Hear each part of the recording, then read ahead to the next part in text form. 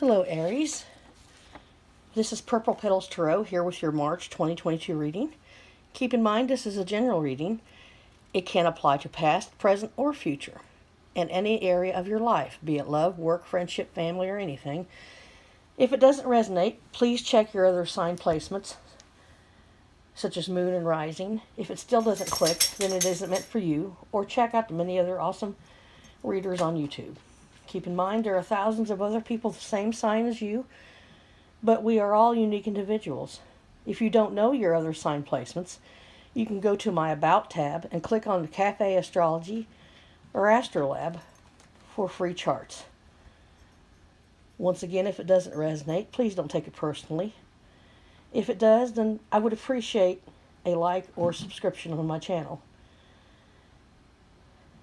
I pull the cards and their clarifiers ahead of recording because, since I am a newbie, I need a little more time to study the cards in order to get a feel for what they are saying. Because I'm still getting my ego. Once I feel more comfortable with myself on this, I will do everything on camera. I will either list or verbally tell you what deck I am using. I do have over 50 decks of Oracle and Tarot. So if there's a particular deck that you know of you would like me to use, and you know the name of it, please comment. Now I'm going to give you a list of your sign placements and what they mean and the areas of life they influence. Your sun sign has to do with the soul. It's your basic personality and core of who you are as a person. Your moon sign has to do with emotions, who you are when you are alone. It's your emotional side.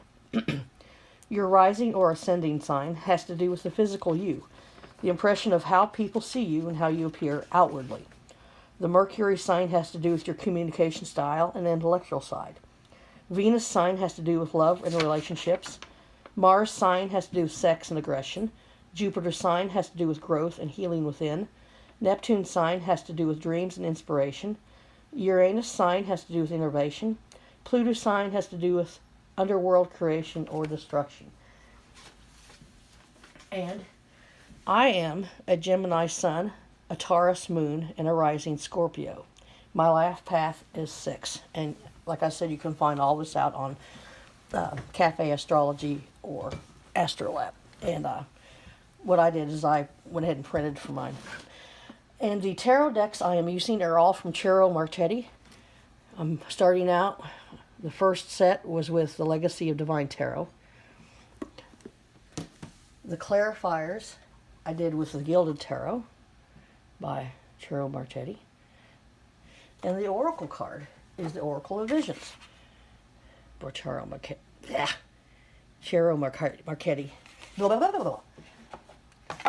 I also have Tarot of Dreams, which I might pull from. I don't know yet. But anyway, you started out with the Justice card. Now, and then the Moon and 5 of Cups, and the Hangman and the Empress. What justice means is just what it says. Justice, I'd say karma. The 5 of Cups on this card shows a person very upset. Their 3 cups have been busted, and they're clinging for dear life for the 2 cups they have remaining. And the Moon reveals secrets. Now, I pulled the Devil as a clarifier of the 5 of Cups,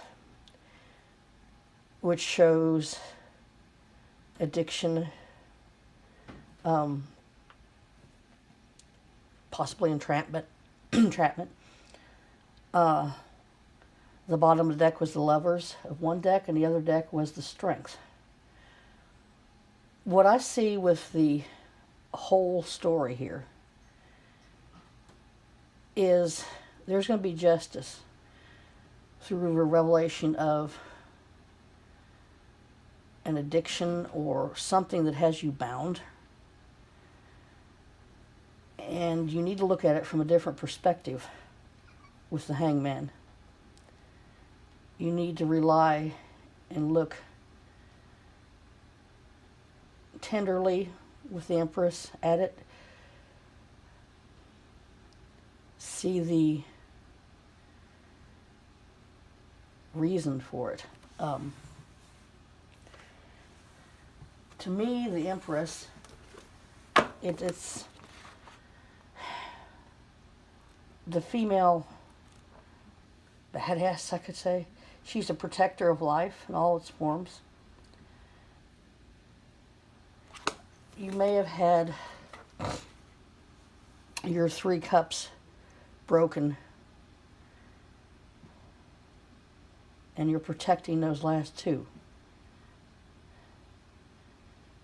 If you look at it from a different perspective, Justices want you to see why those other 3 cups were broken. The moon will reveal it to you if you just ask. Ask.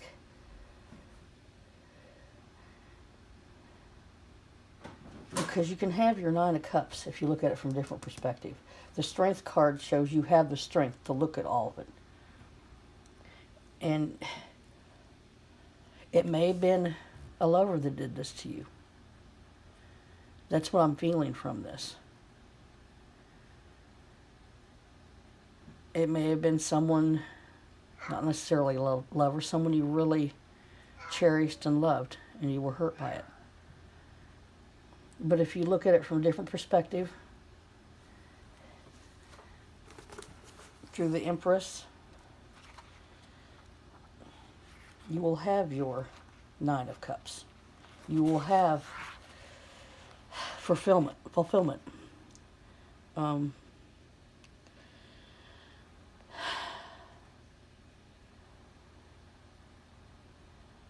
Now, the Empress is a protector of life.